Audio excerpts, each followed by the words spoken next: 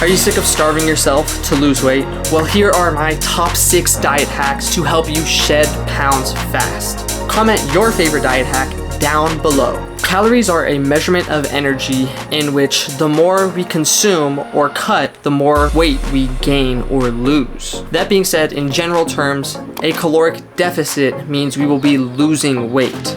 That being said, calories aren't everything, and the more balanced your diet is, the more likely you are to have a better, proper functioning body.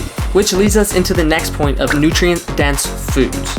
Nutrient-dense foods are exactly how they sound. They are foods densely packed with nutrients. Meaning you are essentially getting the most bang for your buck on a per consumption basis. Some examples of nutrient-dense foods include fruits, vegetables, lean proteins such as eggs, fish, and beef, as well as whole grains such as brown rice or oatmeal. Now these nutrient-dense foods are so important because, like I said earlier, you are getting the most bang for your buck.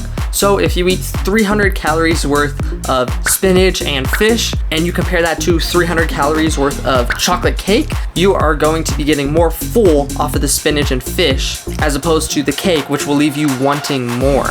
And although you can make the argument that the cake fits your macros and caloric deficit, it's important to keep in mind that the nutrients of the spinach and fish is what helps make your body function in a more efficient manner. Now this is especially important to keep in mind when you are trying to lose weight, because you don't want to be hungry all the time and you want to consume as little as possible while gaining the most energy and fullness from it. That's one reason why protein is so important when you are trying to lose weight, because it is so filling yet so effective for also building muscle. If you have found this video useful so far, or if you simply enjoyed it, please be sure to drop a like down below. Although you are less likely to overdo it on these nutrient-dense foods, it is still important to keep in mind the idea of portion control. The deeper you get into fitness, you'll start to realize a lot of things are very important in terms of moderation, especially when it comes to weight management. Whether you're trying to gain weight or lose weight, there are always more optimal ways to go about things and healthier ways to go about things, even if they aren't optimal. One of my favorite hacks in controlling portion sizes is by using smaller plates, bowls, cups, and utensils. Now this is so important and effective because using these smaller plates, for example, because you are naturally limiting yourself to filling up more than the full plate of food. And that being said, even if you do happen to go back for second or thirds, it is on a smaller plate as opposed to a bigger plate where you might still go back for second or thirds. And this kind of tricks your brain into, instead of having 7 portions of this food, I am now having 3 or 4 portions of this food because of the size of the plate alone. And I like the idea of using smaller utensils such as a spoon, for example, because this also prevents you from shoveling too much food into your mouth too fast. And the smaller it is, the more you have to chew and come back to it.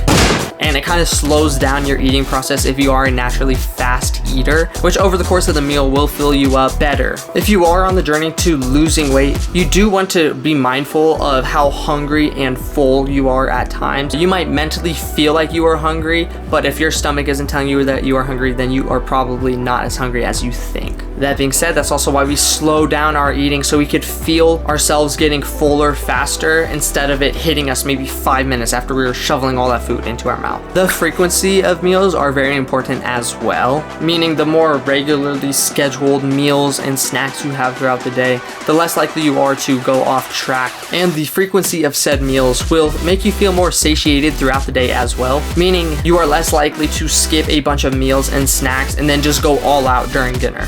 So this not only prevents overeating, but it helps stabilize your blood sugar levels as well as prevents dips in energy. So that way you'll feel rather energetic throughout the day, assuming you are eating more nutritious foods. As far as planning meals go, you will probably feel best with 3 to 4 full meals during breakfast, lunch, and dinner. Sometimes a lot of people I know don't necessarily eat breakfast, so you could push that meal till a little bit later in the day and maybe just start your day off with a protein shake or a fruit smoothie. Snacks can be used as well in order to help hold you off, but keep in mind we don't want to be eating sugary or carb-loaded foods. So some good alternatives to this would be nuts such as almonds or pecans, and fruits such as blueberries or strawberries. A good way to plan these meals as well is by writing it down. This could simply be for the week in advance, and you have those few key items that you pick up always from the grocery store, no matter what. That way you save a lot of time in general between either trying to make the food every single time or just thinking about what you want to eat. That way you could just go to the fridge and grab exactly what you need, or go to the pantry and cook up whatever you had planned already. That being said, you would already have all the ingredients you need for it because you got those things earlier that week at the grocery store. So essentially, shop in bulk, cook in bulk, and use your leftovers as best as possible. And throughout all of this, you still want to be mindful of your eating and the impact that it might have on your weight management. And this mindful eating sort of plays a role in those utensils I talked about earlier. By having smaller utensils, by lifting the food up to your mouth, putting it in your mouth, and then setting your fork or spoon down until you are done swallowing.